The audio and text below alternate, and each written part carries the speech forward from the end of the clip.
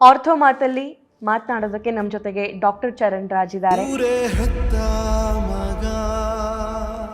ನಿಮ್ಮ ಹತ್ರ ನೀ ರಿಪ್ಲೇಸ್ಮೆಂಟ್ ಮಾಡಿಸ್ಕೊಳ್ಳೋಕ್ಕೆ ಅಥವಾ ಬೇರೆ ಬೇರೆ ಸರ್ಜರೀಸ್ ಮಾಡಿಸ್ಕೊಳ್ಳೋದಕ್ಕೆ ಅಥವಾ ಟ್ರೀಟ್ಮೆಂಟ್ ತಗೊಳ್ಳೋದಕ್ಕೆ ಬೇರೆ ಬೇರೆ ಸ್ಟೇಟಿಂದ ಬರ್ತಾರೆ. ಮೊನ್ನೆ ತಾನೇ ವೆಸ್ಟ್ ಬೆಂಗಾಲಿಂದ ಬಂದರು. चरण सर के बारे में हम बंगाल में सुने हैं कि सर बहुत अच्छा स्पेशलिस्ट है और बहुत अच्छा डॉक्टर है, ट्रस्टेड है कि हम लोग का भी ऑपरेशन सक्सेसफुल हो. चरण सर ने बहुत अच्छे से ऑपरेशन किया है. वो बहुत अच्छे डॉक्टर है, बहुत कोऑपरेटिव माइंडेड है.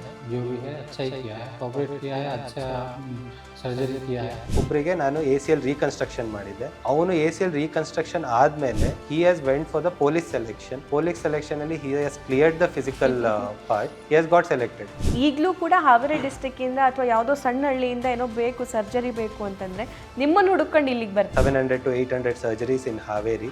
ಪೇಯಿಂಗ್ ಕೆಪಾಸಿಟಿ ನಮಗೆ ಕಡಿಮೆ ಇದೆ, ಪೇ ಮಾಡೋಕ್ಕಾಗಲ್ಲ ಅಂದಾಗ ನಾನು ಇಲ್ಲ ಆಯಿತು ಸರ್ಜರಿ ಮಾಡಲ್ಲ, ನೀವು ಇಷ್ಟು ಫಿಕ್ಸ್ಡ್ ನಮ್ದು ಅಮೌಂಟ್ ಇಷ್ಟಿದೆ ಆ ಥರ ಮಾಡಿಲ್ಲ. ಯಾಕಂದರೆ ಅವರೇನೋ ನೋವು ಅಂತ ಬಂದಿರ್ತಾರೆ, ಅವ್ರದ್ದೊಂದು ಸಮಸ್ಯೆ ಇರುತ್ತೆ, ಅವ್ರದ್ದೇ ಆದಂಥ ಓನ್ ಫ್ಯಾಮಿಲಿ ಪ್ರಾಬ್ಲಮ್ಸ್ ಇರುತ್ತೆ. ಸೊ ಅದನ್ನೆಲ್ಲ ಕನ್ಸಿಡರ್ ಮಾಡಿ ಎಷ್ಟೊಂದು ಸಲ ನಾನೇ ನನ್ನ ಫೀಸಲ್ಲಿ ಕಂಪ್ಲೀಟ್ ಝೀರೋ ಮಾಡಿ ಅವರಿಗೆ ಸರ್ಜರಿ ಮಾಡಿರೋಂಥ ಸಿಚುವೇಶನ್ಸು ಇದೆ. ಮಾಡಿಸ್ಕೊಂಡವರು ಅದನ್ನ ಇನ್ನೂ ನೆನೆಸ್ಕೋತಾರೆ, ಇನ್ನೂ ನಮಗೆ ಅವ್ರದ್ದು ಗುಡ್ ವಿಶಸ್ನ ಕಳಿಸ್ತಾರೆ. ನಮ್ಮ ಪಾಲಿಗೆ ಎಂದು ದೇವ್ರಯ್ಯ. ಇಂಡಿಯಾದಲ್ಲಿ first joint replacement surgery fellowship ಮಾಡಿದೆ. To South Korea I got trained over there in robotic surgery.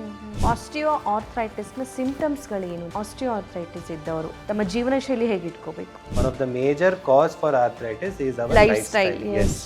Life style ಅಲ್ಲಿ ಏನು unhealthy diet, obesity, weight gain. ನಿಮ್ಮೊಂದು ಸ್ಟೇರ್ಸ್ ಹತ್ತಾಗ ನೋವು ಬರೋದಾಗಿರ್ಬೋದು, ಇಲ್ಲ ಕೆಳಗಡೆ ಕೂತಾಗ ನೋವು ಬರೋದಾಗಿರ್ಬೋದು, ಇಲ್ಲ ಮಂಡಿ ಸ್ಟಿಫ್ ಆಗೋದಾಗಿರ್ಬೋದು. ಯಾವ ಫುಡ್ ತಗೋಬೇಕು, ಯಾವ ಫುಡ್ನ ಅವಾಯ್ಡ್ ಮಾಡಬೇಕು? ಯಾವುದ್ರಲ್ಲಿ ಒಮೆಗಾ 3 ಫ್ಯಾಟಿ ಆಸಿಡ್ಸ್ ಇರುತ್ತೆ. ಬ್ಲೂಬೆರಿ ಆಗಿರ್ಬೋದು, ಟೊಮ್ಯಾಟೋಸ್ ಆಗಿರ್ಬೋದು, ಬೂತಾಯಿ ಮೀನು ಅಂತ ಹೇಳ್ತೀವಿ ಅಥವಾ ಬಂಗುಡೆ ಮೀನು ಅಂತ ಹೇಳ್ತೀವಿ. ಟರ್ಮರಿಕ್ ಮಿಲ್ಕ್ ಬಗ್ಗೆ ನಾನು ತುಂಬಾ ಕೇಳಿದೆ, ಅರಿಶಿನ ಹಾಲು. ಸೊ ಅದು ಕೂಡ ತುಂಬಾ ಒಳ್ಳೆಯದು ಅಂತ. 1 teaspoon of turmeric is totally okay. Goal bladder problem ಇರೋರಿಗೆ ಅಥವಾ ಬ್ಲಡ್ ಥಿನ್ನರ್ಸ್ ತಗೋತಾ ಇರೋರಿಗೆ ಟರ್ಮರಿಕ್ನ ಅವಾಯ್ಡ್ ಮಾಡಬೇಕಾಗುತ್ತೆ. ಮಂಡಿ ನೋವಿನ ಸಮಸ್ಯೆಗೆ ನೀ ರಿಪ್ಲೇಸ್ಮೆಂಟ್ ಒಂದೇನಾ ಪರಿಹಾರ ಅಂತ? Knee replacement is one of the option. Knee replacement option ಅನ್ನೋದಿದೆ, but that is not the only option ಅಲ್ಲ. ಸೊ ಸೆಲ್ಫ್ ಮೆಡಿಕೇಶನ್ ಇಂದ ನಿಮಗೆ ಪ್ರಾಬ್ಲಮ್ ಆಗೋ ಚಾನ್ಸಸ್ ಇರುತ್ತೆ. So accurate diagnosis is very important. ಪುಣ್ಯಾತ್ಮ ನೀನಯ್ಯ ಪುಣ್ಯ.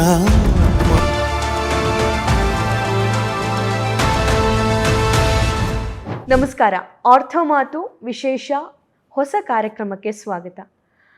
ಇಲ್ಲಿ ವೆಲ್ ಕ್ವಾಲಿಫೈಡ್ ಆರ್ಥೋಪೆಡಿಕ್ಸ್ ಅಥವಾ ರೋಬೋಟಿಕ್ ಸರ್ಜನ್ಸ್ ನಿಮಗೆ ಲೈಫ್ ಲೀಡ್ ಮಾಡೋದು ಹೇಗೆ ವಿದೌಟ್ ಪೇನ್ ಅನ್ನೋದ್ರ ಬಗ್ಗೆ ಮಾಹಿತಿಯನ್ನು ಕೊಡ್ತಾ ಹೋಗ್ತಾರೆ.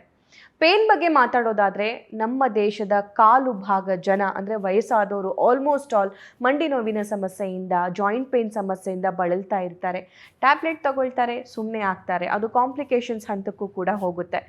ಕಾಂಪ್ಲಿಕೇಶನ್ಸ್ ಹಂತಕ್ಕೆ ಹೋದಾಗ ನೀ ರಿಪ್ಲೇಸ್ಮೆಂಟ್ ಅಂತ ಮಾಡಬೇಕಾಗುತ್ತೆ. ನೀ ರಿಪ್ಲೇಸ್ಮೆಂಟ್ ಅಂದಾಗ ಆಗಲೂ ಕೂಡ ಭಯ, ಮತ್ತೊಂದಿಷ್ಟು ಸ್ಟ್ರಾಂಗ್ ಡೋಸ್ ಟ್ಯಾಬ್ಲೆಟ್ ತೊಗೊಂಡು ಕಡಿಮೆ ಆಗುತ್ತೇನೋ ಅಂತ ಕಾಯ್ತಿರ್ತಾರೆ. ಆದರೆ ಆ್ಯಕ್ಚುಲಿ ನೀ ಪ್ರಾಬ್ಲಮ್ ಅಥವಾ ಜಾಯಿಂಟ್ ಪ್ರಾಬ್ಲಮ್ ಯಾಕೆ ಕಾಣಿಸ್ಕೊಳ್ಳುತ್ತೆ?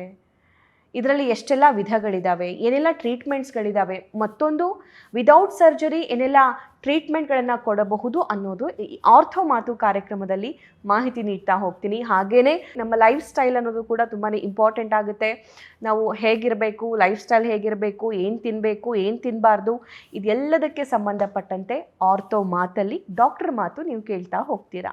ಆರ್ಥೋ ಮಾತಲ್ಲಿ ಮಾತನಾಡೋದಕ್ಕೆ ನಮ್ಮ ಜೊತೆಗೆ ಡಾಕ್ಟರ್ ಚರಣ್ ರಾಜ್ ಇದ್ದಾರೆ. ಸೊ ಇವರು joint replacement, robotic surgeon, sports medicine, ಹಾಗೆ director Orthos orthopaedics super speciality centre, Sanjay Nagar. ನಮಸ್ಕಾರ, ಕಾರ್ಯಕ್ರಮಕ್ಕೆ ಸ್ವಾಗತ. ನಮಸ್ಕಾರ, thank you for having me on the show. Thank you sir, thank you for joining us. So ಇವತ್ತು ortho ಮಾತಲ್ಲಿ ಏನು ಮಾತಾಡ್ತಾ ಇದ್ದೀವಿ ನಾವು? ಸೊ ಇವತ್ತು ನಾವು ಆಸ್ಟಿಯೋ ಆರ್ಥರೈಟಿಸ್ ನಮ್ಮ ದೇಶದಲ್ಲಿ ಅದು one of the major problem. So ನಾವು ಆಸ್ಟಿಯೋ ಆರ್ಥರೈಟಿಸ್ ಬಗ್ಗೆ ಇವತ್ತು ಮಾತಾಡೋಣ, ಅದ್ರ ಬಗ್ಗೆ ಸಂಕ್ಷಿಪ್ತವಾಗಿ ಅದ್ರ ಬಗ್ಗೆ ಡಿಸ್ಕಷನ್ ಮಾಡೋಣ. ಓಕೆ. ಜಾಯಿಂಟ್ ಪೇನ್ ಅನ್ನೋದು ಭಾರತದ 4% ಜನರಲ್ಲಿ ತುಂಬ್ಕೊಂಡ್ಬಿಟ್ಟಿದೆ. ಸೊ ಜಾಯಿಂಟ್ ಪ್ರಾಬ್ಲಮ್ ಯಾಕೆ ಬರುತ್ತೆ, ಹೇಗೆ ಬರುತ್ತೆ ಅನ್ನೋದಕ್ಕಿಂತ ಮುಂಚೆ ಈ ಜಾಯಿಂಟ್ ಪೇನ್ ಬಗ್ಗೆ ಒಂದು ಸಣ್ಣ ಅವೇರ್ನೆಸ್ ಮೂಡಿಸೋದಾದ್ರೆ. Osteoarthritis, wear and tear arthritis ಅನ್ನೋದೇನು ಹೇಳ್ತೀವಿ, it is one of the most common orthopaedic conditions in India. along with that it is the most underdiagnosed condition in India as well. ನಾವು statistics consider ಮಾಡೋದಾದರೆ approximately about 15% of the population, you can just imagine the depth of the situation. About 15% of the population is suffering from various bone related problems. Adರಲ್ಲಿ 5% of the populations are a diagnosed case of osteoarthritis. ಅಂದರೆ 5% of the entire population, ಅಂದರೆ ಪ್ರತಿ ಒಂದು ಮನೆಯಲ್ಲಿ ಒಬ್ಬೊಬ್ರು osteoarthritis ಸಮಸ್ಯೆಯಿಂದ ಬಳಲ್ತಾ ಇದ್ದಾರೆ. So ಯಾಕೆ ಇಷ್ಟೊಂದು ಸಮಸ್ಯೆ, ಇಷ್ಟೊಂದು ವೈಡ್ ಸ್ಪ್ರೆಡ್ ಯಾಕೆ ಆಗಿದೆ ಈ ಪ್ರಾಬ್ಲಮ್ ಅಂತಂದ್ರೆ ಲ್ಯಾಕ್ ಆಫ್ ಅವೇರ್ನೆಸ್. ಅದ್ರ ಬಗ್ಗೆ ಜನರಿಗೆ ಒಂದು ಸರಿಯಾದ ಮಾಹಿತಿ ಇಲ್ಲದೆ ಇರ್ಬೋದು, ಅಥವಾ ಅದ್ರ ಬಗ್ಗೆ ಒಂದು ಅವೇರ್ನೆಸ್ ಇಲ್ಲದೆ ಇರೋ ಕಾರಣದಿಂದ ಆ ಆಸ್ಟಿಯೋಆರ್ಥ್ರೈಟಿಸ್ ಅನ್ನೋ ಸಮಸ್ಯೆ ಇವತ್ತು ಈ ಮಟ್ಟಿಗೆ ಎಲ್ಲರಿಗೂ, ಆಲ್ಮೋಸ್ಟ್ ಪ್ರತಿ ಮನೆಯಲ್ಲಿ ಒಬ್ರಿಗೂ ಅದು ಸ್ಪ್ರೆಡ್ ಆಗಿ ನಿಂತಿದೆ.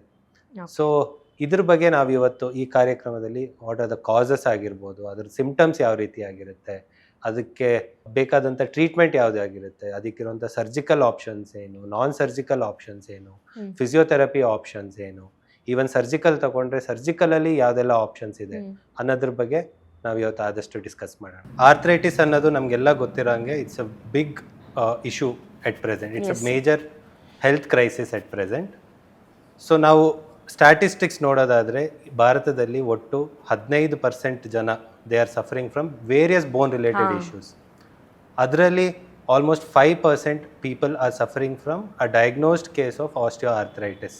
So you can imagine the severity of the condition at present. So ಈ ಸಂದರ್ಭದಲ್ಲಿ ಯಾಕೆ ಇಷ್ಟೊಂದು ಜಾಸ್ತಿ ಇದೆ ಈ ಪ್ರಾಬ್ಲಮ್ ಅನ್ನೋದಕ್ಕೆ because of lack of awareness. So ಆ ಅವೇರ್ನೆಸ್ ಮೂಡಿಸುವಂಥ ಕಾರ್ಯಕ್ರಮನ ನೀವು ಇವತ್ತು ಆರ್ಗನೈಸ್ ಮಾಡಿದ್ದೀರಾ. Thank you for having me on the show. Yes, how is this caption ಆರ್ಥೋಮಾತು? It's a very nice caption. And ಎಲ್ರಿಗೂ ಈ ಬಗ್ಗೆ ಆರ್ಥೋಪೆಡಿಕ್ ರಿಲೇಟೆಡ್ ಜಾಯಿಂಟ್ ಪೇನ್ ಆಗಿರ್ಬೋದು ಅಥವಾ ಅದ್ರ ರಿಲೇಟೆಡ್ ವೇರಿಯಸ್ ಪ್ರಾಬ್ಲಮ್ಸ್ ಆಗಿರ್ಬೋದು, ಅದ್ರ ಬಗ್ಗೆ ಅವೇರ್ನೆಸ್, ಅದ್ರ ಕಾಸಸ್ ಏನು, ಸಿಂಪ್ಟಮ್ಸ್ ಏನು, ಅದಕ್ಕೆ ವೇರಿಯಸ್ ಟ್ರೀಟ್ಮೆಂಟ್ ಆಪ್ಷನ್ಸ್ ಏನು, ಅದ್ರ ಬಗ್ಗೆ ಒಂದು ಜಾಗೃತಿ ಮೂಡಿಸೋಂಥ ಕಾರ್ಯಕ್ರಮ ಇದಕ್ಕೆ ಕರೆಕ್ಟಾಗಿ ಆರ್ಥೋ ಮಾತು ಅಂತ ಪರ್ಫೆಕ್ಟಾಗಿ ಸೆಟ್ ಆಗುತ್ತೆ. ವೆಲ್ ಡಾಕ್ಟರ್ ಚರಣ್, ಆ್ಯಕ್ಚುಲಿ ನಮ್ಮ ಭಾರತದ ಸಮಸ್ಯೆ ಏನು ಅಂತಂದರೆ ಒಂದು 45 ಕ್ರಾಸ್ ಮಾಡ್ತಿದ್ದಾರೆ ಇತ್ತೀಚಿನ ದಿನಮಾನಗಳಲ್ಲಿ. ಹಿಂದೆ ಅಂತೂ ಆ ಸಂಖ್ಯೆ 60-70 ಇತ್ತು, 70 ವರ್ಷ ಆಯಿತು. ಈಗ 45ಕ್ಕೆ 40ಕ್ಕೆ ಬಂದು ನಿಂತ್ಕೊಂಡಿದೆ. ಸೊ 40 ವರ್ಷ ದಾಟ್ತಾ ಇದ್ದಂತೆ ಅವರಲ್ಲಿ ಬೋನ್ ಪ್ರಾಬ್ಲಮ್ ಅಥವಾ ಮಂಡಿ ನೋವಿನ ಸಮಸ್ಯೆ ಕಾಣಿಸ್ಕೊಳ್ಳೋದು, ಬ್ಯಾಕ್ ಪೇನ್ ಕಾಣಿಸ್ಕೊಳ್ಳೋದು, ಸೊ ಈ ಥರ ಸುಮಾರು ನೋವಿನಿಂದ ತುಂಬ ಜನ ಬಳಲ್ತಾರೆ. ಇಂಡಿಯಾದಲ್ಲಿ ಯಾಕಿಷ್ಟು ಕಾಮನ್ ಆಗಿದೆ ಈ ನೋವಿನ ಸಮಸ್ಯೆ ಅಂತ? ಒಂದು major when you talk about various causes of arthritis, since ನಾವು ಇವತ್ತು ಆಸ್ಟಿಯೋ ಆರ್ಥ್ರೈಟಿಸ್ ಬಗ್ಗೆನೇ ಮಾತಾಡ್ತಾ ಇದ್ದೀವಿ, ನಾವು ಅದ್ರ ಬಗ್ಗೆ ಏನು, ಅದಕ್ಕೆ ಕಾರಣ ಏನು, ರೀಸನ್ ಏನು ಆರ್ಥ್ರೈಟಿಸ್ಗೆ ಅಂತ ನೋಡೋದಾದ್ರೆ ಮೇಯ್ನ್ ಆಗಿ ಒಂದು ಆಸ್ಟಿಯೋ ಆರ್ಥ್ರೈಟಿಸ್ಗೆ ರೀಸನ್ ಏನಿದೆ, age. After a certain age ನಿಮ್ಮ ಬೋನಲ್ಲಿ, ನಿಮ್ಮ ಜಾಯಿಂಟಲ್ಲಿ ಇರುವಂಥ ಕುಷನ್ ಆಗಿರ್ಬೋದು, ಅದ್ರದ್ದು ರೆಸಿಲಿಯನ್ಸ್ ಕೆಪಾಸಿಟಿ, ಒಂದು ಮೆಕ್ಯಾನಿಕಲ್ ಲೋಡ್ ತಗೊಳ್ಳೋಂಥ ಕೆಪಾಸಿಟಿ ಆಟೋಮ್ಯಾಟಿಕ್ಲಿ ಕಡಿಮೆ ಆಗುತ್ತೆ. ಅದರಿಂದ ನಿಮಗೆ ವೇರ್ ಅಂಡ್ ಟೇರ್ ಆಗೋದು, ಆರ್ಥ್ರೈಟಿಸ್ ಶುರು ಆಗೋದು, ಇದು ಒಂದು ಕಡೆ ಆದರೆ ಏಜ್ ಆದರೆ ಅದರ್ ಫ್ಯಾಕ್ಟರ್ಸ್, ಒಂದು ಇಂಜುರಿ ಆಗಿರುತ್ತೆ, ಅದಕ್ಕೆ ಸರಿಯಾಗಿ ಬೇಕಾದಂಥ ಟ್ರೀಟ್ಮೆಂಟ್ ಆಗಿರಲ್ಲ. ಸೊ ಅಂಥ ಸಂದರ್ಭದಲ್ಲಿ ಮತ್ತೆ ಆರ್ಥ್ರೈಟಿಸ್ ಅರ್ಲಿಯಾಗಿ ಡೆವಲಪ್ ಆಗುವಂಥ ಚಾನ್ಸಸ್ ಇರುತ್ತೆ. ಅಪಾರ್ಟ್ ಫ್ರಮ್ ದಿಸ್ ಬೇರೆ ಏನಿದೆ, ನಮ್ಮ lifestyle. One of the major cause for arthritis is our lifestyle. Yes, lifestyle ಅಲ್ಲಿ ಏನು, unhealthy diet, obesity, weight gain, ನಿಮ್ಮ ಒಂದು ಬಾಡಿ ರಿಕ್ವೈರ್ಮೆಂಟ್ ಗಿಂತ BMI ಅಂತ ಏನು ಹೇಳ್ತೀವಿ, BMI ಎಷ್ಟೊಂದು ಜನರಲ್ಲಿ ಆಲ್ರೆಡಿ ಎಕ್ಸೆಸ್ ಆಗಿರುತ್ತೆ. So high BMI is one of the cos for arthritis. Apart from this various other factors ಆಗಿರ್ಬೋದು, ಲೈಕ್ ಸ್ಮೋಕಿಂಗ್ ಅಥವಾ ಎಕ್ಸೆಸ್ ಕೆಫಿನ್ ಅಡಿಕ್ಷನ್. ಹೌದು, ನಮ್ಮ ದೇಶದಲ್ಲಂತೂ ಜಾಸ್ತಿ ಇದೆ ಅದು. ನೀವು ನೋಡಿದ್ರೆ ನಿದ್ದೆ ಬರ್ತಾ ಇದೆ, ಒಂದು ಕಾಫಿ ಕುಡಿಯೋಣ, ಫ್ರೆಂಡ್ಸ್ ಬಂದ್ರು ಒಂದು ಕಾಫಿ ಕುಡಿಯೋಣ. ಉತ್ತರ ಕರ್ನಾಟಕದವ್ರಿಗಂತೂ ಒಂದು ಚಾಯ್ ಇಲ್ದಂಗೆ ದಿನಾನೇ ಶುರು ಆಗಲ್ಲ. ಸೊ ಈ ಒಂದು ಕೆಫಿನ್ ಅಡಿಕ್ಷನ್ ಏನಿದೆ, ಡಯಟ್ ಕೋಕ್ ಆಗಿರ್ಬೋದು ಅಥವಾ ವೇರಿಯಸ್ ಎನರ್ಜಿ ಡ್ರಿಂಕ್ಸ್ ಆಗಿರ್ಬೋದು, all these are known. There are studies which say they are causing dehydration in your joint fluid. ನಿಮ್ಮ ಮೊಣಕಾಲಲ್ಲಿ ಒಂದು ಫ್ರಿಕ್ಷನ್ಲೆಸ್ ಮೂವ್ಮೆಂಟ್ ಆಗಬೇಕಂದ್ರೆ ಜಾಯಿಂಟ್ ಫ್ಲೂಯಿಡ್ ಅಂತ ಏನಿರುತ್ತೆ, ಆ ಜಾಯಿಂಟ್ ಫ್ಲೂಯಿಡ್ನ there are studies which say all this caffeine, smoking, excess alcohol, which reduces the joint fluid, which is also leading to early arthritis. Okay. So arthritis ಅಂದರೆ ಉರಿಯೂತದ ಸಮಸ್ಯೆ, ಅದು ಕೀಲಿನೊಳಗೆ ಆಗುವಂಥ ಒಂದು ಇನ್ಫ್ಲಮೇಟರಿ ಪ್ರೋಸೆಸ್ ಇಂದ what we call as arthritis. So arthritis ಅನ್ನೋದೇನಿದೆ, it's a broad terminology, it's like an umbrella. ಅದ್ರ under arthritis there are various types of arthritis. ಅದರಲ್ಲಿ ಮೋಸ್ಟ್ ಕಾಮನ್ ಆಗಿ ನಾವೇನು ವೇರ್ ಅಂಡ್ ಟೇರ್ ಆರ್ಥ್ರೈಟಿಸ್ ಅಂತ ಹೇಳ್ತೀವಿ, osteoarthritis which is usually age related. So ಅದು most prevalent, ಅದು most common ಆಗಿ ನಾವೆಲ್ಲರಲ್ಲಿ ಕಾಣುವಂತ ಆರ್ಥ್ರೈಟಿಸ್ ಆಗಿದೆ. ಅಪಾರ್ಟ್ ಫ್ರಮ್ ದಿಸ್ ಸಂಧಿವಾತದ ಸಮಸ್ಯೆ ಅಂತ ಹೇಳ್ತೀವಿ, ರುಮಟೈಡ್ ಆರ್ಥ್ರೈಟಿಸ್ ಆಗಿರ್ಬೋದು, ಇಲ್ಲ inflammatory arthritis, uric acid crystals, uric acid ಅಂಶ ಬಾಡಿಯಲ್ಲಿ ಜಾಸ್ತಿ ಆದಾಗ ಆ ಕ್ರಿಸ್ಟಲ್ಸ್ ನಿಮ್ಮ ಜಾಯಿಂಟ್ಗಳಲ್ಲಿ ಡೆಪೋಸಿಷನ್ ಆಗಿ ಆಗುವಂತ ಆರ್ಥ್ರೈಟಿಸ್ ಆಗಿರ್ಬೋದು, ಅದನ್ನ ಇನ್ಫ್ಲಮೇಟರಿ. ಇಲ್ಲ ಪೋಸ್ಟ್ ವೈರಲ್ ಆರ್ಥ್ರೈಟಿಸ್ ಅಂತ ಹೇಳ್ತೀವಿ, ಯಾವುದೋ ಒಂದು ವೈರಲ್ ಇನ್ಫೆಕ್ಷನ್ ಆಗಿರುತ್ತೆ, ಇನ್ಫೆಕ್ಷನ್ ಆದ ನಂತರ ಆಂಟಿಬಾಡೀಸ್ ಏನು ಫಾರ್ಮ್ ಆಗುತ್ತೆ, they attack your own joints. So ಆವಾಗ ಆಗಂತ ಪೋಸ್ಟ್ ವೈರಲ್ ಆರ್ಥ್ರೈಟಿಸ್ ಅಂತ ಹೇಳ್ತೀವಿ. ಇನ್ನೊಂದು post traumatic arthritis, after any injury ನಿಮ್ಮ ನಾರ್ಮಲ್ ಜಾಯಿಂಟ್ ಬಯೋಮೆಕ್ಯಾನಿಕ್ಸ್ ಏನಿರುತ್ತೆ ಅದು ಚೇಂಜ್ ಆಗಿರುತ್ತೆ, ಸೊ ಯು ಡೆವಲಪ್ ಆರ್ಥ್ರೈಟಿಸ್. ಈ ಥರ various, there are many more than 50 to 100 types of arthritis. So ಅದರಲ್ಲಿ most common and most important ಎಲ್ರಿಗೂ ಗೊತ್ತಿರಬೇಕಾಗಿರುವಂತ ಆರ್ಥ್ರೈಟಿಸ್ ಅಂದ್ರೆ ಆಸ್ಟಿಯೋಆರ್ಥ್ರೈಟಿಸ್. ಓಕೆ, ಈ ಆಸ್ಟಿಯೋಆರ್ಥ್ರೈಟಿಸ್ ಬಗ್ಗೆ ಇಷ್ಟು ಡಿಸ್ಕಸ್ ಮಾಡುವಾಗ ಆಸ್ಟಿಯೋಆರ್ಥ್ರೈಟಿಸ್ ನ ಸಿಂಪ್ಟಮ್ಸ್ ಗಳು ಏನು ಡಾಕ್ಟರ್? ಆಸ್ಟಿಯೋಆರ್ಥ್ರೈಟಿಸ್ ನ ಸಿಂಪ್ಟಮ್ಸ್ ಅಂತ ಬಂದ್ರೆ it depends on what stage we are in. So for example early stage of arthritis ನ ಕನ್ಸಿಡರ್ ಮಾಡಿದಾಗ ನಿಮಗೆ ಮೆಕ್ಯಾನಿಕಲ್ ಪೇನ್ ಇರುತ್ತೆ, ಎಲ್ಲೋ ಒಂದ್ ಕಡೆ ನಡೀತೀರಾ ಒಂದು 100 meters ಅಥವಾ 1 kilometer 2 kilometers ನಡೆದ ಮೇಲೆ ನಿಮಗೆ ಮೈಲ್ಡ್ ಆಗಿ ಪೇನ್ ಕಾಣಿಸ್ಕೊಳ್ಳುತ್ತೆ ಅಥವಾ ಸ್ವಲ್ಪ ನೀ ಸ್ವೆಲ್ಲಿಂಗ್ ಬಂದಂಗೆ ಅನ್ಸುತ್ತೆ. That is the early stage. But when we go into the next stage, for advance stage ಅಂದಾಗ ಒಂದು ಸೆಕೆಂಡ್ ಸ್ಟೇಜ್ 2 ಸ್ಟೇಜ್ 3 ಹೋದಾಗ you will have constant pain, constant intermittent pain ಬರ್ತಾ ಇರುತ್ತೆ. ಒಂದು ಸ್ಟೇರ್ಸ್ ಹತ್ತೀರಾ, ಸ್ಟೇರ್ಸ್ ಹತ್ತಾಗ ನೋವು ಬರೋದಾಗಿರ್ಬೋದು, ಇಲ್ಲ ಕೆಳಗಡೆ ಕೂತಾಗ ನೋವು ಬರೋದಾಗಿರ್ಬೋದು, ಇಲ್ಲ ಮಂಡಿ ಸ್ಟಿಫ್ ಆಗೋದಾಗಿರ್ಬೋದು, ಇಲ್ಲ ಅಂದ್ರೆ ಏನೇ ಒಂದು ಎಕ್ಸೆಸ್ ಆಕ್ಟಿವಿಟಿ ಮಾಡಿದಾಗ ನಿಮಗೆ ಜಾಯಿಂಟ್ ಪೇನ್ ಕಾಣಿಸ್ಕೊಳ್ಳುತ್ತೆ. ಅದನ್ನ ನಾವು second stage or moderate stage arthritis ಅಂತ ಹೇಳ್ತೀವಿ. When we come to symptoms of final stage of arthritis, ಇಲ್ಲಿ ನಿಮಗೆ ಕಾನ್ಸ್ಟೆಂಟ್ ಆಗಿ ಪೇನ್ ಇರುತ್ತೆ, even at rest, even when you are sleeping, without doing any activities ನಿಮಗೆ ಪೇನ್ ಕಾಣಿಸ್ಕೊಳ್ಳೋಕ್ಕೆ start ಆಗುತ್ತೆ. ಆಮೇಲೆ ನಿಮ್ಮ ಕಾಲು ಬೆಂಡ್ ಆಗಕ್ಕೆ ಸ್ಟಾರ್ಟ್ ಆಗುತ್ತೆ, ಅಂದ್ರೆ ನಿಮ್ಮ ಕಾಲು ವಕ್ರವಾದ ಒಂದು ಶೇಪ್ ತಗೊಳಕ್ ಸ್ಟಾರ್ಟ್ ಆಗುತ್ತೆ. ಎಸ್, ನಾವು ಬೋ ಶೇಪ್ ಅಲ್ಲಿ ಬರೋದ್ರಿಂದ ಅದನ್ನ ಬೋ ಲೆಗ್ಸ್ ಅಂತ ಕರಿತೀವಿ. ಆ ಡಿಫಾರ್ಮಿಟಿಗೆ ಹೋಗುತ್ತೆ. ಆಮೇಲೆ ಮಂಡಿ ಮಡಿಸ್ಲಿಕ್ಕೆ ಬರೋದಿಲ್ಲ, ಮಂಡಿ ಸೀದಾ ಮಾಡ್ಲಿಕ್ಕೆ ಬರೋದಿಲ್ಲ. ಈ ತರ these are the various symptoms which people need to be aware about. So ಈ ಆಸ್ಟಿಯೋಆರ್ಥ್ರೈಟಿಸ್ಗೆ ಲೈಫ್ ಸ್ಟೈಲ್ ಹೇಗಿರಬೇಕು? ಅದು ಯಾವುದೇ ಕಾಯಿಲೆ ಆಗಿರ್ಬೋದು, ಜಾಯಿಂಟ್ ಪೇನ್ ಆಗಿರ್ಬೋದು, ಕಿಡ್ನಿ ಸಮಸ್ಯೆ ಆಗಿರಬಹುದು, ಅಥವಾ ಒಂದೊಂದು ಕಾಯಿಲೆಗೆ ಒಂದೊಂದು ಲೈಫ್ ಸ್ಟೈಲ್ ಅನ್ನೋದು ಇರುತ್ತೆ. ಬೇಸಿಕಲಿ ಆಸ್ಟಿಯೋಆರ್ಥ್ರೈಟಿಸ್ ಇದ್ದವರು ತಮ್ಮ ಜೀವನ ಶೈಲಿ ಹೇಗೆ ಇಟ್ಕೋಬೇಕು? This is one of the most important question. ಯಾಕಂದರೆ ಆಸ್ಟಿಯೋಆರ್ಥ್ರೈಟಿಸ್ ಅನ್ನೋದೇನಿದೆ, it's a lifestyle issue. So ಅದನ್ನು ಯಾವ ರೀತಿ ನಾವು ತಡಿಬೋದು ಅಂದರೆ ನಮ್ಮ ಲೈಫ್ ಸ್ಟೈಲ್ನ ಚೇಂಜ್ ಮಾಡ್ಕೊಳ್ಳೋದ್ರಿಂದ ಅದನ್ನು ತಡಿಬೋದು. So how do you change your lifestyle? ಒಂದು, ಒಬೆಸಿಟಿ, ನಿಮ್ಮ ಬಾಡಿ ವೆಯ್ಟ್ನ ನೀವು ಕಂಟ್ರೋಲ್ ಎಟ್ ಎನಿ ಕಾಸ್ಟ್ ಮಾಡಲೇಬೇಕು. So there are various online platforms where you can count ನನ್ನ ಬಾಡಿಗೆ ಎಷ್ಟು ಕ್ಯಾಲರಿ ರಿಕ್ವೈರ್ಮೆಂಟ್ ಅಗತ್ಯ ಇದೆ ಅಂತ ನೀವು ಕ್ಯಾಲ್ಕುಲೇಟ್ ಮಾಡ್ಕೋಬೋದು. ಬೇಸ್ಡ್ ಆನ್ ದ್ಯಾಟ್ ನಿಮ್ಮ ಕ್ಯಾಲರಿನ ಕಟ್ ಡೌನ್ ಮಾಡಿ ಆಟೋಮ್ಯಾಟಿಕ್ಲಿ ನಿಮ್ಮ ಬಾಡಿ ವೆಯ್ಟ್ ಅನ್ನೋದು ಕಂಟ್ರೋಲಿಗೆ ಬರುತ್ತೆ. So every kg that you reduce, every kilo that you reduce will take away the load from your knee joint by at least 2 to 3 times. So losing weight is very important. ಇದ್ರ ಜೊತೆಗೆ ಒಂದು ನಿಮ್ಮ diet ಅಂದರೆ ನಿಮ್ಮ food items which you consume ಅದ್ರ ಕಡೆ ಒಂದು ಸ್ವಲ್ಪ ಗಮನ ಹರಿಸಿ. ಆದಷ್ಟು ಆಂಟಿ ಆಕ್ಸಿಡೆಂಟ್ ಫುಡ್ ಆಗಿರ್ಬೋದು ಅಥವಾ ಪ್ರೋಟೀನ್ ರಿಚ್ ಫುಡ್ ಆಗಿರ್ಬೋದು, ನಿಮ್ಮ ಮಸಲ್ ಹೆಲ್ತಿಗೆ ಬೇಕಾಗಿರೋಂಥ ಪ್ರೋಟೀನ್ ಕನ್ಸಂಪ್ಷನ್ ಆಗಿರ್ಬೋದು, ಇದ್ರ ಬಗ್ಗೆ ಗಮನ ಹರಿಸ್ಬೇಕಾಗುತ್ತೆ. Apart from this, maintain active lifestyle. ಒಂದು ಡೋಂಟ್ ಬಿ ಸೆಡೆಂಟ್ರಿ. ಅಫ್ಕೋರ್ಸ್ ಎಲ್ಲರೂ ವರ್ಕ್ ಮಾಡ್ತಾ ಇರ್ತಾರೆ, ಕಾರ್ಪೊರೇಟ್ ಎಂಪ್ಲಾಯೀಸ್ ಇರ್ತಾರೆ, ಬಟ್ ನಿಮಗೆ ಟೈಮ್ ಸಿಕ್ತಾಗ make it a habit. Every hourly ಒಂದು ಎದ್ದು ಸ್ಟ್ರೆಚ್ ಮಾಡೋದು, or taking a short walk in between your busy schedule, ಅದು ಇಂಪಾರ್ಟೆಂಟ್ ಆಗುತ್ತೆ. ಇನ್ನು ಸ್ವಲ್ಪ ವಯಸ್ಸಾಗಿರೋರು ಮನೆಯಲ್ಲೇ ನೀವು ರಿಸ್ಟ್ರಿಕ್ಟ್ ಮಾಡ್ಕೋಬೇಡಿ. ನಿಮ್ಮ ಒಂದು ಡೈಲಿ ಆಕ್ಟಿವಿಟೀಸ್ ಏನಿದೆ, ವಾಕಿಂಗ್ ಹೋಗೋದಾಗಿರ್ಬೋದು, ಅಥವಾ ಮನೇಲೇ ಒಂದು ಸ್ಟ್ಯಾಟಿಕ್ ಸೈಕಲ್ ವಿತೌಟ್ ರೆಸಿಸ್ಟೆನ್ಸ್, ಅಥವಾ if you are passionate about swimming ಮಾಡೋದಾಗಿರ್ಬೋದು, ಈ ಥರ ಒಂದೊಂದು ಡೈಲಿ ಆಕ್ಟಿವಿಟೀಸ್ನ ನೀವು ನಿಮ್ಮ ರೂಟೀನಲ್ಲಿ ಇನ್ಕ್ಲೂಡ್ ಮಾಡ್ಕೋಬೇಕಾಗುತ್ತೆ. So all these factors together will help you prevent osteoarthritis. Okay, osteoarthritis problem stage 2 stage 3 ಅಲ್ಲಿ ಇದ್ದವರು, ಓಕೆ ಡಾಕ್ಟರ್ ಹೇಳ್ತಿದ್ದಾರೆ ನಾನು ವೇಟ್ ಕಮ್ಮಿ ಮಾಡ್ಕೋಬೇಕು, ನಾನು ಅದು ತಿನ್ನಬೇಕು ಇದು ತಿನ್ನಬೇಕು ಅಂತ ಡಯಾಗ್ನೋಸ್ ಮಾಡಕ್ಕೆ ಹೋಗದೆ ಮನೇಲೇ ಇದನ್ನು ಪ್ರಾಕ್ಟೀಸ್ ಮಾಡ್ತಿರ್ತಾರೆ, ಅವ್ರಿಗೇನು ಹೇಳ್ತೀರಿ?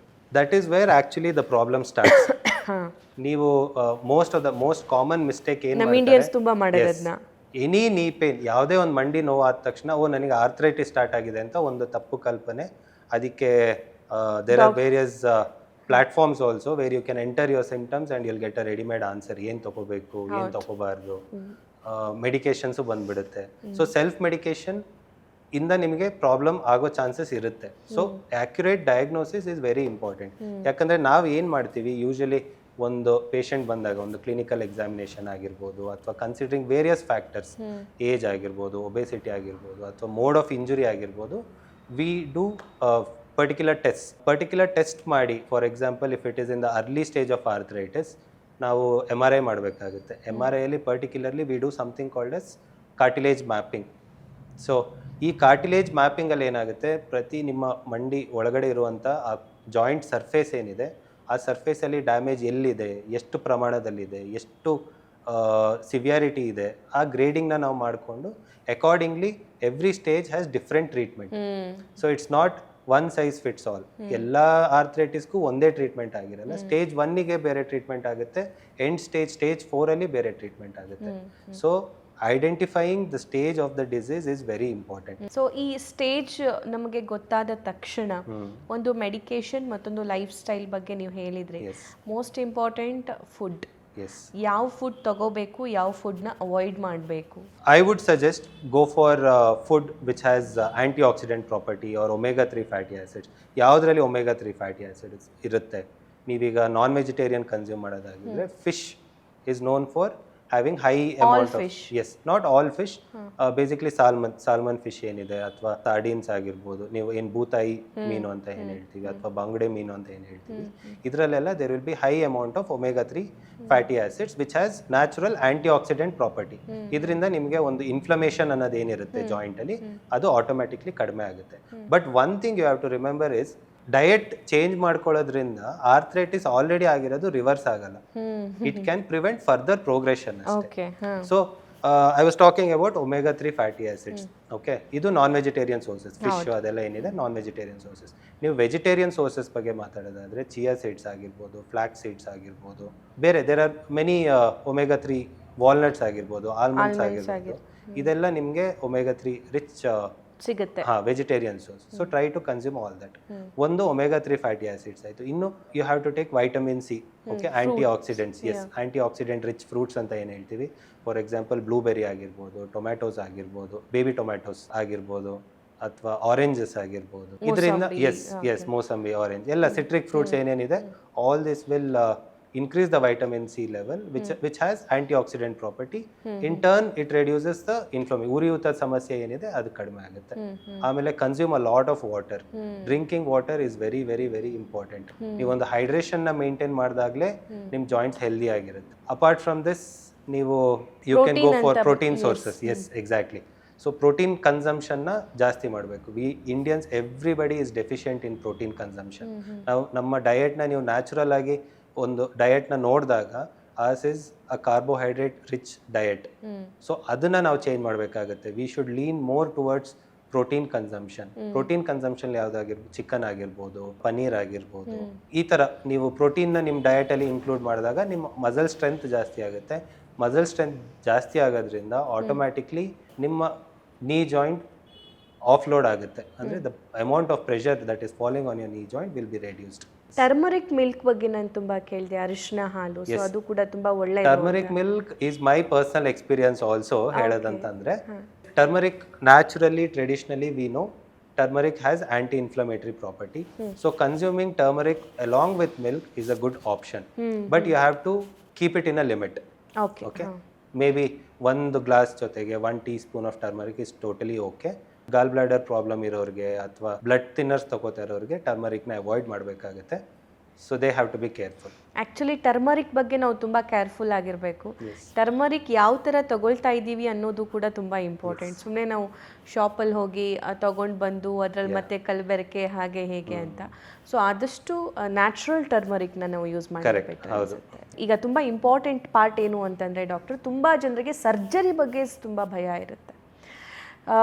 ನೀ ಪೇನ್ ಆಗ್ತಾ ಇದೆ, ಕುತ್ಕೊಳ್ಳೋಕ್ಕಾಗ್ತಿಲ್ಲ, ಎದ್ದೇಳೋಕ್ಕಾಗ್ತಾ ಇಲ್ಲ, ಅಥವಾ ರಾತ್ರಿ ಮಲ್ಕೊಂಡಾಗಲೂ ಕೂಡ ನೋವು ಕಾಣಿಸ್ಕೊಳ್ತಾ ಇದೆ ಅಂತ ಅಂದಾಗ ನೀ ರಿಪ್ಲೇಸ್ಮೆಂಟ್ ಮಾಡಿಸ್ಬೇಕು ಅನ್ನೋ ದೊಡ್ಡ ಕ್ವೆಶನ್ ಮಾರ್ಕು. ಸರ್ಜರಿ ಭಯ ಒಂದು ಕಡೆ ಆದರೆ, ಮತ್ತೊಂದು ಈ ಮಂಡಿ ನೋವಿನ ಸಮಸ್ಯೆಗೆ ನೀ ರಿಪ್ಲೇಸ್ಮೆಂಟ್ ಒಂದೇನಾ ಪರಿಹಾರ ಅಂತ? Yes, knee replacement is one of the option. Knee replacement option ಅನ್ನೋದಿದೆ, but that is not the only option ಅಲ್ಲ. ಅದೊಂದೇ ಆಪ್ಷನ್ ಅಲ್ಲ. ಸೊ ಆಸ್ ಐ ಸೆಡ್, ನೀವು ಯಾವ ಸ್ಟೇಜಲ್ಲಿ ಇದ್ದೀರಾ ಅನ್ನೋದು ನಿಮ್ಮ ಆರ್ಥೋಪೆಡಿಷಿಯನ್ ಇಂದ ಡಯಾಗ್ನೋಸಿಸ್ ಆಗಬೇಕಾಗಿದೆ.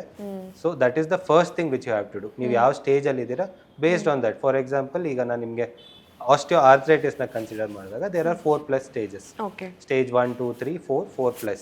ಓಕೆ, ಸೊ ಸ್ಟೇಜ್ 1 ಅಂತ ಮಾಡಿದಾಗ ನಾನೇನು ಇಲ್ಲಿ ತನಕ ಲೈಫ್ ಸ್ಟೈಲ್ ಚೇಂಜಸ್ ಆಗಿರ್ಬೋದು, ಡಯಟ್ ಮಾಡಿಫಿಕೇಶನ್ಸ್ ಆಗಿರ್ಬೋದು, ಎಕ್ಸಸೈಸಸ್ ಆಗಿರ್ಬೋದು, ಫಿಸಿಯೋಥೆರಪಿ ಇದು ಮಾಡೋದ್ರಿಂದ, ಜೊತೆಗೆ ನಾವು ಒಂದು ಸ್ವಲ್ಪ ಸಪ್ಲಿಮೆಂಟ್ಸ್ ಕೊಡ್ತೀವಿ, ಜಾಯಿಂಟಲ್ಲಿ ಲೂಬ್ರಿಕೇಶನ್ ಇಂಪ್ರೂವ್ ಮಾಡೋಂಥ supplements, calcium supplements, vitamin D3 supplements, ಈ ಥರ ಮಾಡೋದ್ರಿಂದ ನಿಮ್ಮದು ಸ್ಟೇಜ್ 1 ಅಲ್ಲಿ ಏನಿದೆ arthritis, that can be stopped at stage 1. You can prevent further progression of the arthritis.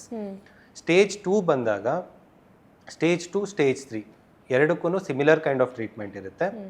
So if there is a lot of cartilage damage, ಒಳಗಡೆ ನಿಮ್ಮ joint surface damage ಏನಾದರೂ ಜಾಸ್ತಿ ಇತ್ತಪ್ಪ ಅಂತಂದರೆ, we treat you with something called as regenerative therapy. Okay, regenerative ಥೆರಪಿಯಲ್ಲಿ ಏನು ಮಾಡ್ತೀವಿ, there are various options in regenerative therapy. ಒಂದು, after a certain point of age, ಮಂಡಿಯಲ್ಲಿರುವಂಥ ಆ ಜಾಯಿಂಟ್ ಫ್ಲೂಯಿಡ್ ಏನಿರುತ್ತೆ, ಲೂಬ್ರಿಕೆಂಟ್ ಫ್ಲೂಯಿಡ್ ಏನಿರುತ್ತೆ, ಅದು ಕಡಿಮೆ ಆಗಿರುತ್ತೆ. ಸೊ ಆರ್ಟಿಫಿಷಿಯಲಿ ಆ ಇಂಜೆಕ್ಷನ್ನ ನಾವು ಮಂಡಿಗೆ ಕೊಡ್ತೀವಿ.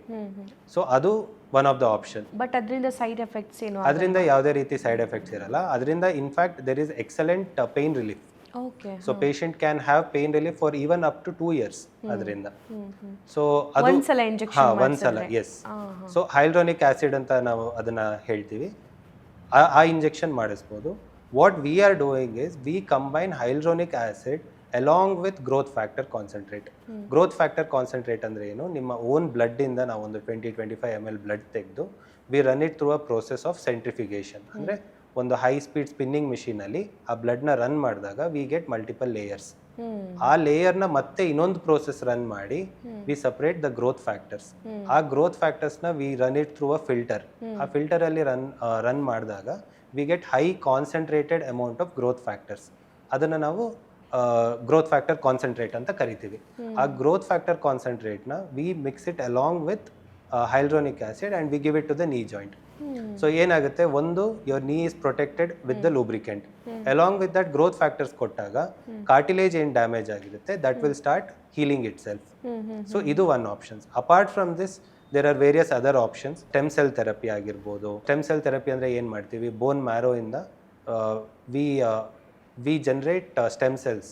ಬೋನ್ ಮ್ಯಾರೋ, ನಿಮ್ಮ ಬೋನ್ ಮ್ಯಾರೋ ಅಂತ ಏನು ಹೇಳ್ತೀವಲ್ಲ, ಅದರಿಂದ ಸ್ಟೆಮ್ ಸೆಲ್ಸ್ ಅಥವಾ fat cells, yes, fat cells ಇಂದ ನಾವು ಸ್ಟೆಮ್ ಸೆಲ್ಸ್ನ ಜನರೇಟ್ ಮಾಡಿ that will ಅಂಡರ್ಗ್ರೋ a process in a R&D centre, ಅಂದರೆ ರಿಸರ್ಚ್ ಆ್ಯಂಡ್ ಡೆವಲಪ್ಮೆಂಟ್ ಸೆಂಟರಲ್ಲಿ.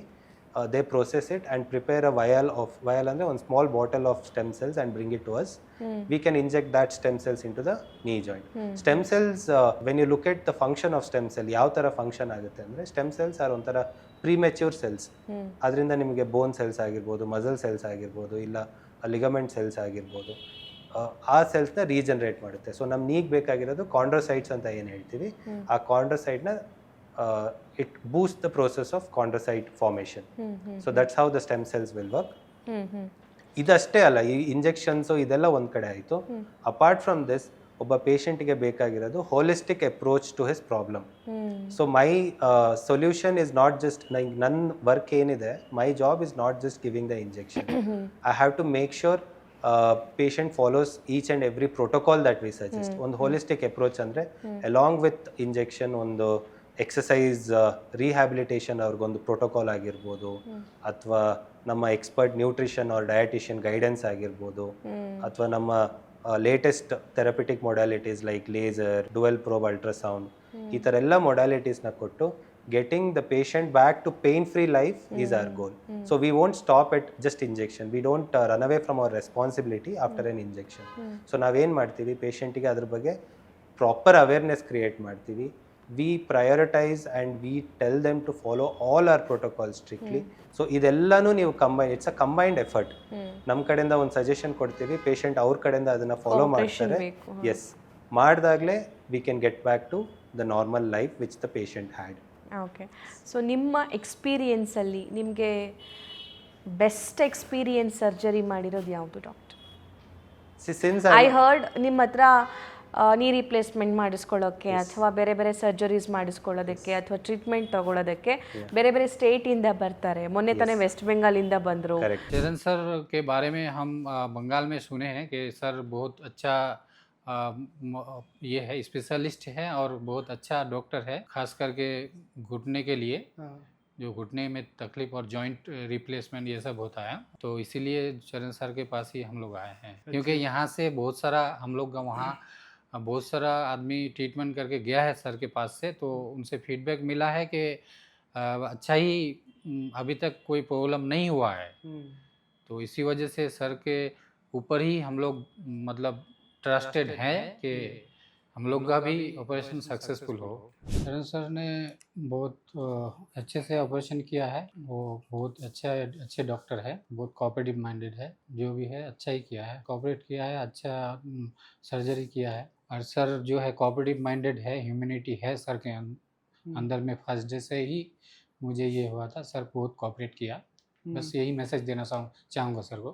हाँ, पैर का पेन तो है अभी, जल्दी बहुत 2-3 दिन पहले ही ऑपरेशन हुआ, अभी तो पेन होगा. सर बोला है कि फिजियोथेरापी करना है, सजेस्ट किया है सर. आस्ते आस्ते वो रिलीव हो जाएगा. रिकवर के लिए बोला था कि सर वो जो ऑपरेशन करना होगा उसके बाद जो है वो टाइम के हिसाब से वो आस्ते आस्ते रिकवर हो जाएगा. ತುಂಬ ದೂರದಿಂದ ಬಂದಿರ್ತಾರೆ, ಸೊ ಆ ಎಕ್ಸ್ಪೀರಿಯನ್ಸ್ ಶೇರ್ ಮಾಡ್ಕೋಬೋದಾ? ಸೊ ಈಗ ಮೋಸ್ಟ್ ಆಫ್ ದ ಪೇಷಂಟ್ಸ್ ನನ್ನ ಹತ್ರ ಏನು ಬರ್ತಾರೆ, ಈಗ ವೆಸ್ಟ್ ಬೆಂಗಾಲಿಂದ ಮೊನ್ನೆ ಬಂದರು ಅಂತ ಹೇಳಿದ್ರಲ್ವ, ಸೊ ಬರೋರು ಎಲ್ಲರೂ they are all referred by some other patient. Already surgery ಮಾಡಿಸ್ಕೊಂಡು ಹೋಗಿರೋರು ಅವ್ರ ಊರಲ್ಲಿ. So the previous patient since you bought up that patient, ಅವರ ಊರಲ್ಲಿ ಒಬ್ಬರಿಗೆ ನಾನು ACL ರೀಕನ್ಸ್ಟ್ರಕ್ಷನ್ ಮಾಡಿದ್ದೆ.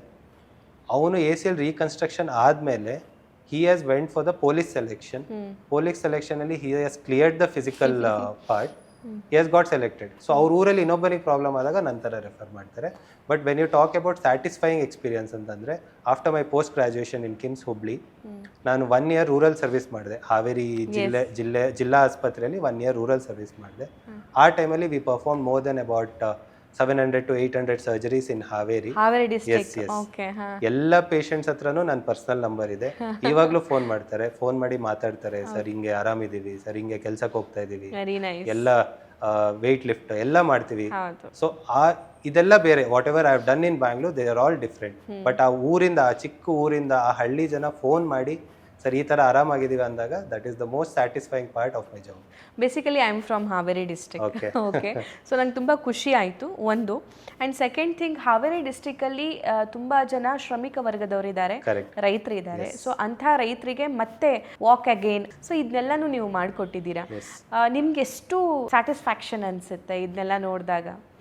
ಈಗಲೂ ಕೂಡ ಹಾವೇರಿ ಡಿಸ್ಟ್ರಿಕ್ಕಿಂದ ಅಥವಾ ಯಾವುದೋ ಸಣ್ಣ ಹಳ್ಳಿಯಿಂದ ಏನೋ ಬೇಕು, ಸರ್ಜರಿ ಬೇಕು ಅಂತಂದರೆ ನಿಮ್ಮನ್ನು ಹುಡುಕೊಂಡು ಇಲ್ಲಿಗೆ ಬರ್ತಾರಂತೆ ಅವರು. ಹೌದು, ಈಗ ಈವನ್ ನೆನ್ನೆನೂ ನಾವು ಒಂದು ಶೋಲ್ಡರ್ ಆರ್ಥ್ರೋಸ್ಕೋಪಿ ಸರ್ಜರಿ ಅಂತ ಮಾಡಿದ್ದೀವಿ. Problem with small towns is affordability. So ಎಷ್ಟೊಂದು ಜನರಿಗೆ ಪೇಯಿಂಗ್ ಕೆಪಾಸಿಟಿ ಇಲ್ಲ. ಬಟ್ ಇಲ್ಲಿ ತನಕ ನಾನೇನು ಒಬ್ಬರು ಪೇಯಿಂಗ್ ಕೆಪಾಸಿಟಿ ನಮಗೆ ಕಡಿಮೆ ಇದೆ, ನಮ್ಮ ಪೇ ಮಾಡೋಕ್ಕಾಗಲ್ಲ ಅಂದಾಗ ನಾನು ಇಲ್ಲ ಆಯಿತು ಸರ್ಜರಿ ಮಾಡಲ್ಲ, ನೀವು ಇಷ್ಟು ಫಿಕ್ಸ್ಡ್ ನಮ್ದು ಅಮೌಂಟ್ ಇಷ್ಟಿದೆ ಆ ಥರ ಮಾಡಿಲ್ಲ. ಯಾಕಂದರೆ ಅವರೇನೋ ನೋವು ಅಂತ ಬಂದಿರ್ತಾರೆ, ಅವ್ರದ್ದೊಂದು ಸಮಸ್ಯೆ ಇರುತ್ತೆ, ಅವ್ರದ್ದೇ ಆದಂಥ ಓನ್ ಫ್ಯಾಮಿಲಿ ಪ್ರಾಬ್ಲಮ್ಸ್ ಇರುತ್ತೆ. ಸೊ ಅದನ್ನೆಲ್ಲ ಕನ್ಸಿಡರ್ ಮಾಡಿ ಎಷ್ಟೊಂದು ಸಲ ನಾನೇ ನನ್ನ ಫೀಸಲ್ಲಿ ಕಂಪ್ಲೀಟ್ ಝೀರೋ ಮಾಡಿ ಅವರಿಗೆ ಸರ್ಜರಿ ಮಾಡಿರೋಂಥ ಸಿಚುವೇಶನ್ಸು ಇದೆ. ಆ ಥರ ಇವತ್ತು ಅಂತಲ್ಲ, even when I was doing rural service ಮಾಡ್ತಾ ಇರುವಾಗ್ಲೂ ಎಷ್ಟೊಂದು ಜನರಿಗೆ ನಾವು ಫ್ರೀಯಾಗಿ ಸರ್ಜರೀಸ್, ಮೋರ್ ದೆನ್ 50 to 100 ಪೇಷಂಟ್ಸಿಗೆ ನಾನು ಫ್ರೀಯಾಗಿ ಸರ್ಜರಿಗಳು ಮಾಡಿಕೊಟ್ಟಿದ್ದೀನಿ. ಯಾವುದೇ ರೀತಿಯ ಸರ್ಜನ್ ಫೀಸ್ ಹಾಕ್ತೇನೆ, just hospital charge, anaesthetist charge, various charges ಇರುತ್ತೆ. ಅಫ್ಕೋರ್ಸ್ ಅದನ್ನೆಲ್ಲ I can't tell other people to reduce the charges. So ನನ್ನ ಚಾರ್ಜಸ್ ಏನಿದೆ ಅದನ್ನು ನಾನು ಕಡಿಮೆ ಮಾಡಿರೋಂಥ ಸಿಚುವೇಶನ್ ಇದೆ. ಬಟ್ ಮಾಡಿಸ್ಕೊಂಡವರು ಅದನ್ನು ಇನ್ನೂ ನೆನೆಸ್ಕೋತಾರೆ, ಇನ್ನೂ ನಮಗೆ ಅವ್ರದ್ದು ಒಂದು ಗುಡ್ ವಿಶಸ್ನ ಕಳಿಸ್ತಾರೆ. That is where I get satisfied with my profession. Well done. So ಈ ನಿಮ್ಮ ಪ್ರಾಸೆಸ್ ತುಂಬ ಲೈಫ್ ಲಾಂಗ್ ಇರಲಿ, ಇದೊಂಥರ Thank you so much. Viral ಆಗಬೇಕು ಅಂತಾರಲ್ಲ, ಇದು ತುಂಬ ವೈರಲ್ ಆಗಲಿ. ನಿಮಗೆ ಸೋಷಿಯಲ್ ಕನ್ಸರ್ನ್ ತುಂಬ ಇದೆ ಅನ್ನೋದು ಇದರಿಂದ, ಮತ್ತು ನೀವು ಮಾಡುವಂಥ ಬೇರೆ ಬೇರೆ ಆ್ಯಕ್ಟಿವಿಟೀಸಿಂದನೂ ಕೂಡ ಗೊತ್ತಾಗುತ್ತೆ. Knee replacement will cost somewhere around 2.5 to 4.5 lakhs depending on various factors. ನಮ್ಮ ಮನೆ ಪಕ್ಕದಲ್ಲೇ ಯಾರೊಬ್ಬರಿಗೆ ನೀ ರಿಪ್ಲೇಸ್ಮೆಂಟ್ ಮಾಡಿಸಿರ್ತಾರೆ, ಅವ್ರಿಗೆ ಅದು ಚೆನ್ನಾಗಾಗಿರಲ್ಲ, ಅವರು ವಾಕ್ ಮಾಡ್ತಾ ಇರಲ್ಲ ಅಥವಾ ನೀ ಬೆಂಡ್ ಮಾಡ್ತಾ ಇರಲ್ಲ. ಸೊ ಅದನ್ನ ನೀವು ಎಕ್ಸಾಂಪಲ್ ಆಗಿ ಕನ್ಸಿಡರ್ ಮಾಡಬೇಡಿ. ಸರ್ಜಿಕಲ್ ಟ್ರೈನಿಂಗ್ ಆಗಿರೋರ ಹತ್ರ ನೀವು ನೀ ರಿಪ್ಲೇಸ್ಮೆಂಟ್ ಮಾಡಿಸ್ಬೇಕಾಗುತ್ತೆ. ಇಂಡಿಯಾದಲ್ಲಿ first joint replacement surgery fellowship ಮಾಡಿದೆ. Modern orthopaedics which is the most successful surgery ಅಂತ ಹೇಳಿದ್ರೆ that is total hip replacement and total knee replacement.